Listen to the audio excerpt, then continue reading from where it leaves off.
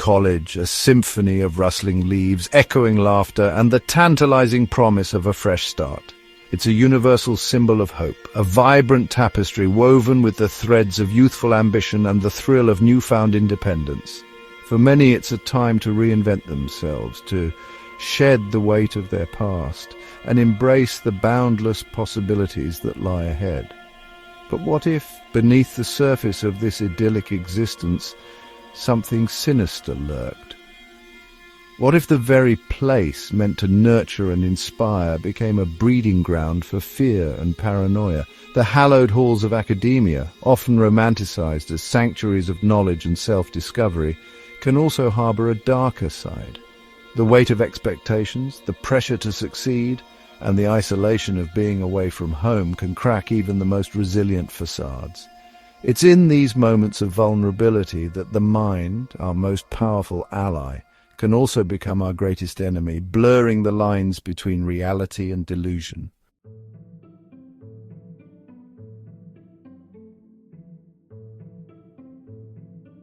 Nestled amidst the rolling hills of New England, Crescent Ridge University exuded an aura of prestigious normalcy. Its stately brick buildings, cloaked in ivy and steeped in tradition, whispered tales of academic excellence and generations of bright minds molded within their walls. Students, a sea of faces brimming with youthful energy and the anticipation of a future yet unwritten, traversed the cobblestone paths, their laughter echoing through the crisp autumn air. On the surface, it was a picture of collegiate perfection, a place where dreams were nurtured and futures were forged. Yet beneath this veneer of normalcy, a palpable tension lingered in the air, a subtle dissonance that hinted at a darker undercurrent. The weight of legacy, the relentless pursuit of perfection, and the unspoken competition that permeated every aspect of campus life cast long shadows over the idyllic facade. The pressure to succeed, to live up to the expectations of their families, and the university's illustrious history weighed heavily on the students, pushing some to the brink of their sanity.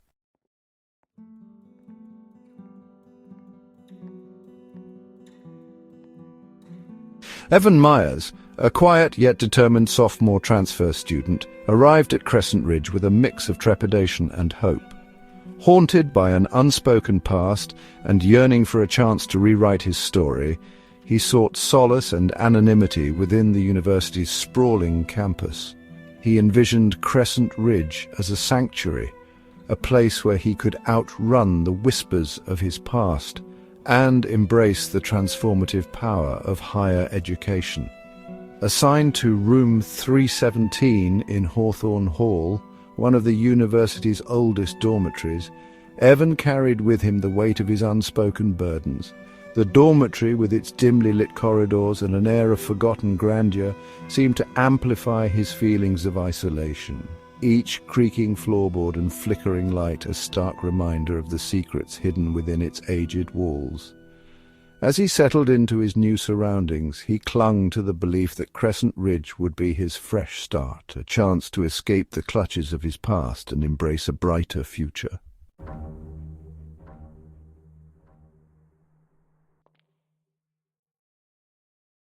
Evan's dorm room, room 317, was a study in contrasts, a microcosm of his own internal struggle between hope and trepidation. The afternoon sunlight filtering through the dusty window panes illuminated the room with a warm, almost ethereal glow, casting long shadows that danced across the worn furniture and threadbare rug.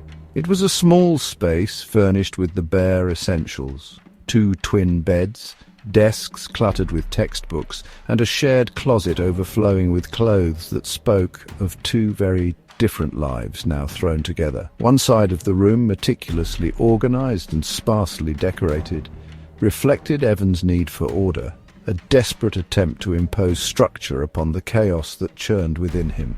Textbooks were stacked with precision, pens aligned flawlessly in their holder, and a small framed photograph of his mother, her smile a beacon of warmth in his otherwise austere surroundings, occupied the only available space on his nightstand. The other side of the room, however, stood in stark contrast. A whirlwind of unmade bedsheets, discarded clothing, and an overflowing trash can that hinted at a more carefree, even reckless personality.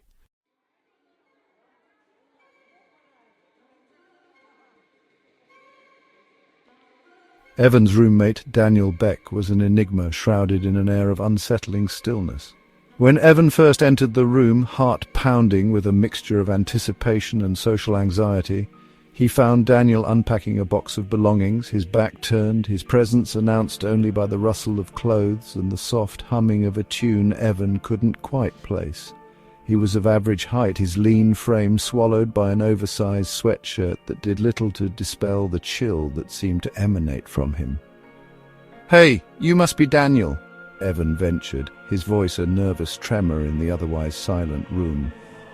Daniel paused, his head turning slowly, almost mechanically, as if he were a puppet brought to life by the sound of Evan's voice. His eyes, a piercing blue that seemed to bore into Evan's very soul, held a strange intensity, a depth that belied his otherwise unremarkable appearance. For a moment, their gazes locked, and Evan felt a shiver crawl down his spine, a primal instinct warning him that something wasn't quite right.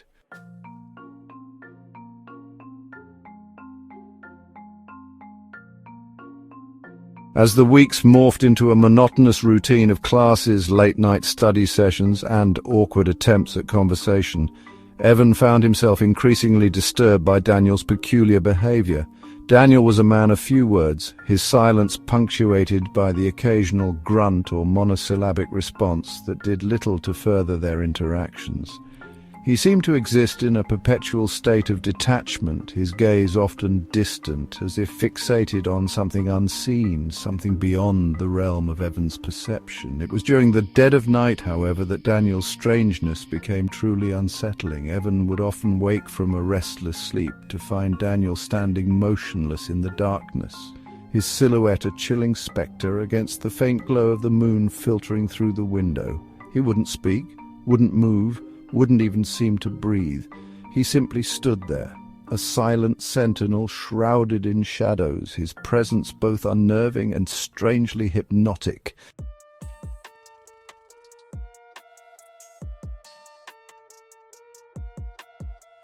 At first, Evan dismissed these nocturnal encounters as figments of his sleep-deprived imagination, remnants of stress manifesting in unsettling ways.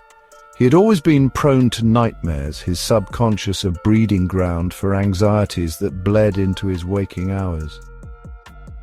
But as the weeks progressed, the line between reality and delusion became increasingly blurred. The boundaries of his sanity stretched thin by the relentless presence of his enigmatic roommate. Daniel's stillness, his silence, his very existence seemed to mock Evan's attempts to rationalize his growing unease. He tried to convince himself that Daniel was merely an eccentric loner, a recluse seeking solace in the anonymity of college life. But deep down, a primal instinct whispered a different truth, a truth that sent chills crawling down his spine and left him questioning his own sanity.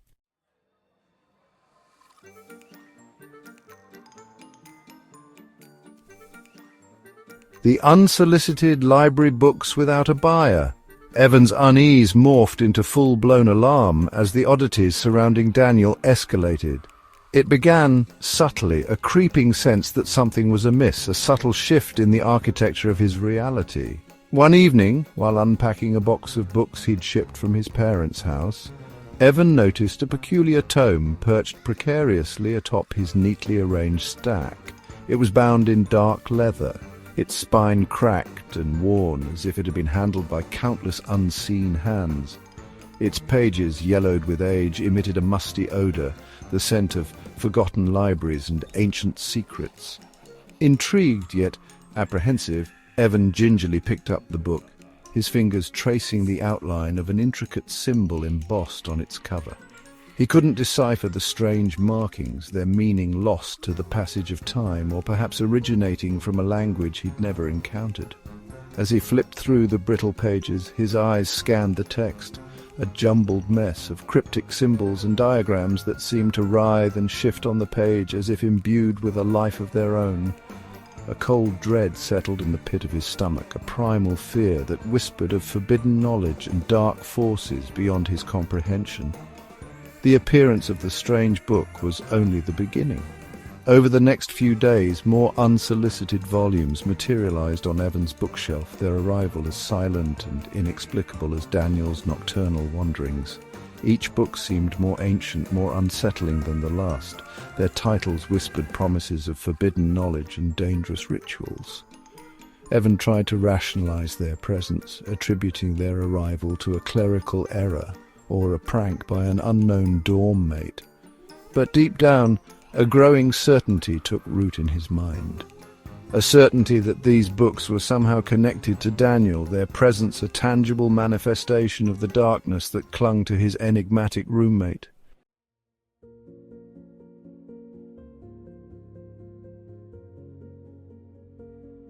The ominous warning, a message in the mirror. The books, however unsettling, were merely inanimate objects, their power seemingly contained within their aged pages.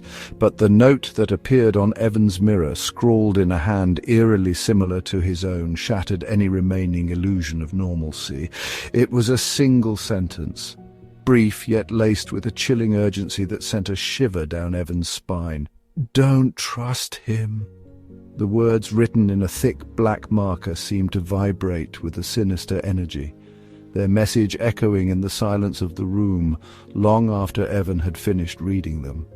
Evan stared at the message, his heart pounding against his ribs, his mind a whirlwind of confusion and fear. Who had written it? And more importantly, who was him? The obvious answer, the answer that sent a fresh wave of terror crashing over him, was Daniel. But how could Daniel have written the note? Evan had been alone in the room, the door locked from the inside, the only other soul within its confines, the silent, unsettling presence of his roommate. The very notion that Daniel could have written the note, could have breached the sanctity of his privacy with such chilling ease, filled Evan with a profound sense of vulnerability. A realization that he was not alone, not even within the confines of his own mind. Desperate for an explanation, Evan confronted Daniel, his voice trembling with a mixture of anger and fear. But Daniel, as always, remained frustratingly evasive, his gaze distant, his expression unreadable. He denied writing the note, his voice a flat monotone that did little to assuage Evan's mounting terror. "I don't know what you're talking about," Daniel replied, his words devoid of any emotion, any hint of concern or empathy. "You're seeing things. You need to get some sleep."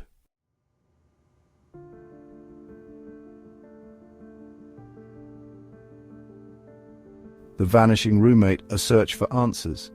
The note and the books were unsettling enough, but it was the discovery of Daniel's absence from the university's records that truly sent Evans spiraling into a vortex of paranoia and despair. Driven by a desperate need for answers, Evan had snuck into the administrative offices, his heart pounding with a mixture of guilt and a growing sense of dread.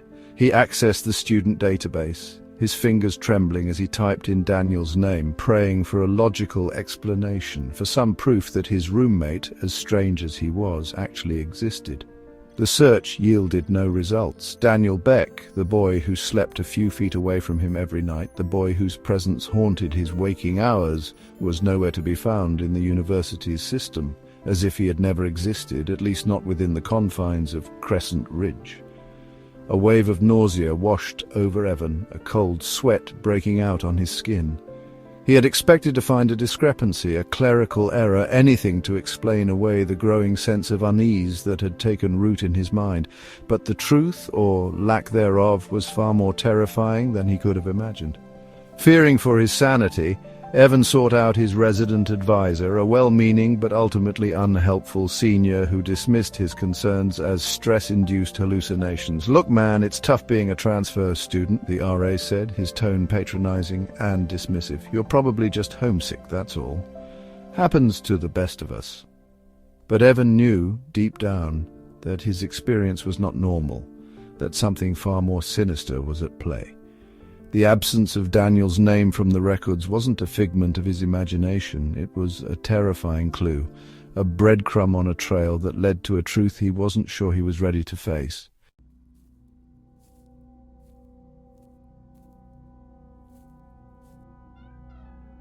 The witness within, turning to technology. Evan, his mind a whirlwind of doubt and terror, knew he couldn't rely on the skepticism of others, not when his own sanity hung precariously in the balance. He needed proof, irrefutable evidence that would either validate his fears or force him to confront the terrifying reality that his mind was playing cruel tricks on him. The solution, born of desperation and fueled by late-night internet searches, arrived in the form of a small black camera, its lens promising to capture the truth that had thus far eluded him. With trembling hands, Evan carefully positioned the camera atop his bookshelf, its lens trained on Daniel's side of the room, capturing every detail of the seemingly innocuous space. He adjusted the settings, ensuring it would record even in the faintest of light, determined to capture every movement, every sound, every fleeting shadow that might betray Daniel's nocturnal activities. As he pressed the record button, a strange sense of calm washed over him, a sense of purpose that momentarily eclipsed the fear gnawing at the edges of his mind.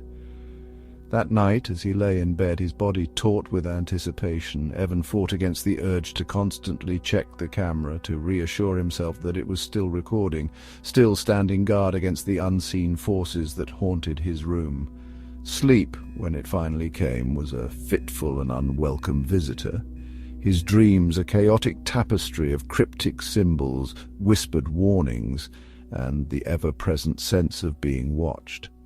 The blinking red light of the camera, a constant reminder of his mission, offered little comfort in the face of the unknown terrors that lurked just beyond the veil of his consciousness.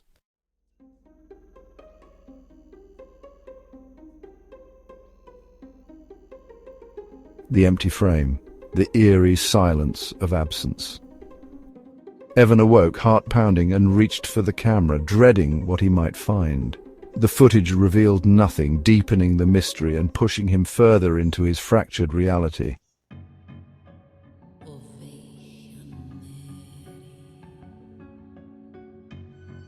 Whispers in the static, voices from the void. Evan noticed a faint whisper in the audio, initially dismissing it as a glitch. The whispers grew clearer, revealing unsettling voices eerily similar to his own.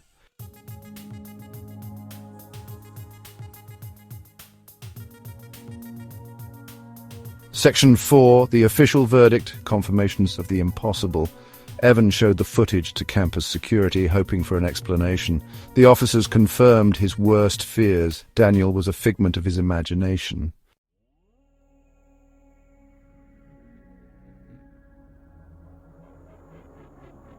Section 1, the crumbling facade, descent into paranoia. The confirmation shattered Evan's composure, blurring the line between reality and nightmare. Paranoia consumed him, turning his dorm room into a prison.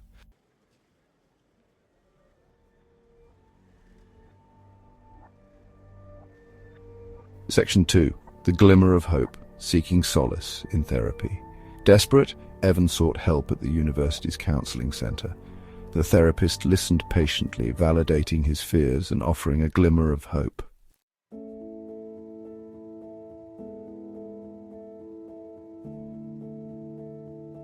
The therapist's words acknowledged Evan's experiences, amplifying his terror. Over several sessions, she guided him to understand his condition, dissociative identity disorder. Daniel was a fractured part of himself, a coping mechanism born from past trauma.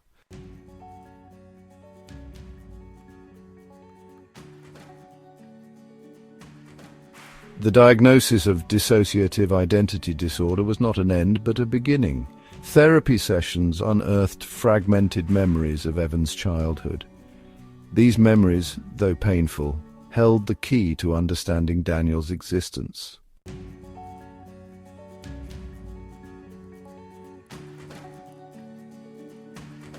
As therapy progressed, fragmented images became real memories.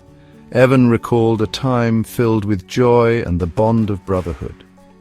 His brother's presence in his memories contrasted with the chilling silence of his current reality.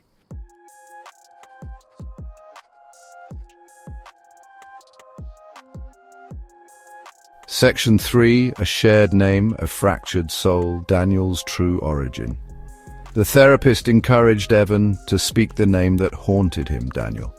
Daniel was his brother, his protector, and a part of himself born from guilt.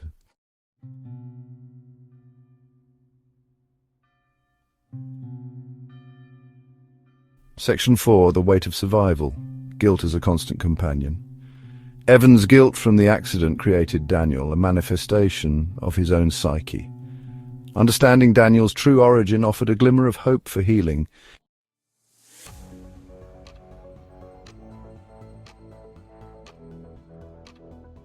Section 1. Embracing the shadows, integrating Daniel's presence, the revelation of Daniel's true nature. A fractured part of himself rather than a malevolent entity marked a turning point in Evan's recovery. It wasn't a sudden shift from terror to tranquility, but a gradual thawing of the icy grip of fear that had held him captive for so long. The therapist, with her unwavering patience and guidance, became his anchor, her presence a steady beacon in the storm that raged within him. Integrating Daniel into his sense of self was a daunting and often unsettling process. It wasn't about exorcising a demon or silencing a ghost, but about acknowledging and understanding the part of him that had borne the brunt of his childhood trauma. Evan began to listen to Daniel's whispers, not with fear, but with a newfound empathy, recognizing them as echoes of his own suppressed pain and guilt. He learned to differentiate between his own thoughts and Daniel's intrusions, to recognize the subtle shifts in his internal dialogue that signaled Daniel's presence. It was a delicate dance, a constant negotiation between two parts of the same fractured whole, but with each step forward, Evan felt a glimmer of hope, a sense of agency he hadn't realized he'd been missing.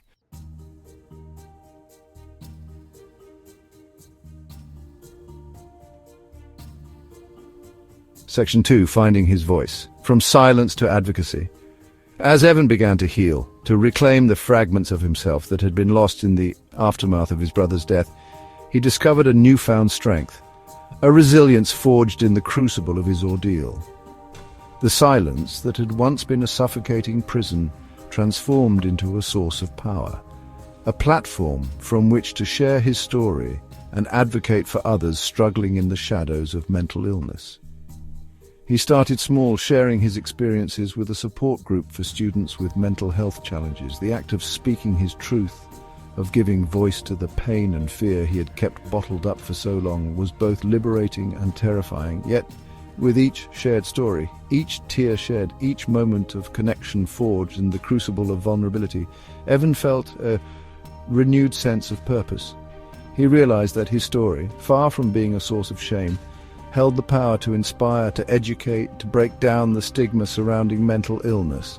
He spoke at student forums, shared his experiences with local newspapers, and even started a blog detailing his journey of recovery. His message resonated with others, his vulnerability forging a path for others to step out of the shadows and seek the help they needed.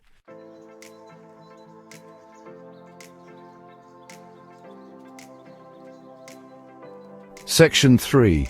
A New Dawn at Crescent Ridge, Embracing the Future. Evan's recovery wasn't a linear progression, but a journey marked by both triumphs and setbacks.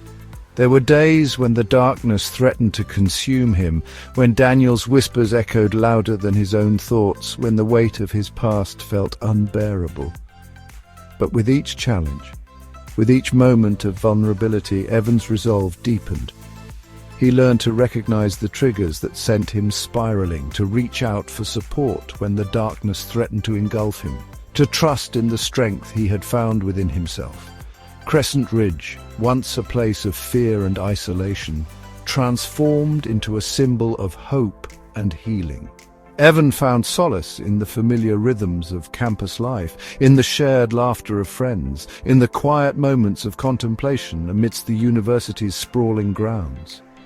He no longer walked the paths alone, haunted by shadows and whispers, but with a newfound sense of purpose and a community that embraced him for who he was, fractured parts and all.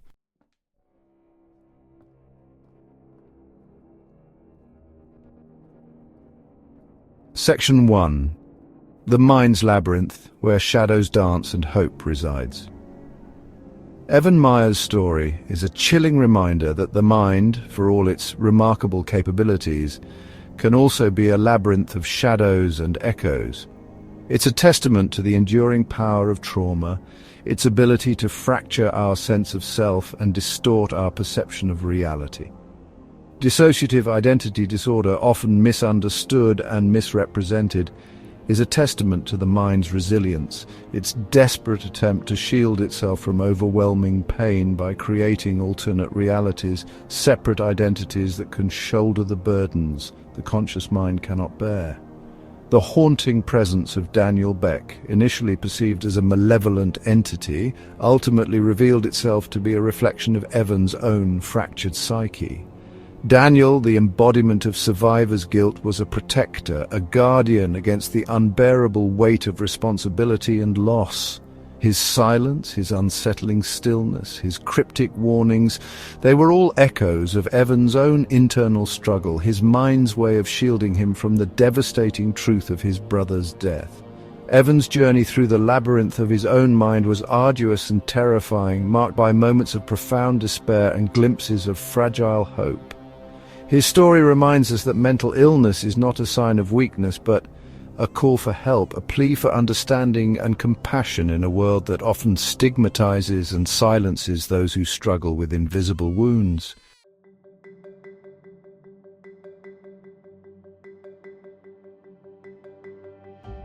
Section 2. A Testament to Resilience, Evan's Enduring Message. Evan's story is ultimately a testament to the resilience of the human spirit, its ability to heal, to grow and to find light, even in the darkest of places. His journey from fear and isolation to acceptance and advocacy is an inspiration to us all, a reminder that we are not defined by our past traumas, but by our capacity for growth, forgiveness, and compassion. By embracing the shadows within, by acknowledging and integrating the fragmented parts of himself, Evan found a path toward healing and wholeness. He transformed his pain into purpose, his silence into a powerful voice for others struggling with mental illness. His story reminds us that vulnerability is not weakness but strength, and that by sharing our stories we have the power to break down stigma, foster understanding, and create a more compassionate and supportive world. Evan's journey is a beacon of hope, a testament to the enduring power of the human spirit to overcome adversity and emerge stronger, wiser, and more compassionate. His story reminds us that even in the darkest of times, hope remains, flickering like a candle in the wind, guiding us towards a brighter future. The mind is a maze. Sometimes we create ghosts, not to haunt us, but to protect us. Evan's story reminds us that mental illness is not weakness, it's a call for help. Thanks for watching. If this story gripped you, like, share and subscribe for more chilling mysteries from Crime Files Unlock. Stay aware, stay curious, stay safe.